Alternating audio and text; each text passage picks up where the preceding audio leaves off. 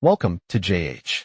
In this tutorial, I will show you how to decrease file sizes in Premiere Pro. It is a very straightforward process. First, let's examine our current file, which is 2.7 megabytes.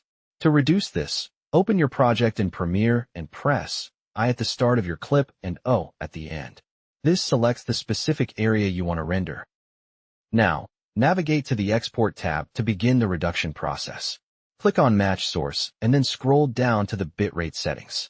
You will see the bitrate slider here. The current estimated size is 10 megabytes, which is far too high. We need to lower the bitrate. If we adjust it to 5, the size becomes 3 megabytes. For an even smaller file, let's move the slider to 1.5. This brings the estimated size down to about 1000 kilobytes. Go ahead and click Export to see the final result. As you can see, the new file is only 1.2 megabytes. This is much smaller than the original version, yet the video quality remains high. Thank you for watching. If this guide was helpful, please consider liking the video and subscribing to the channel. I will see you in the next tutorial.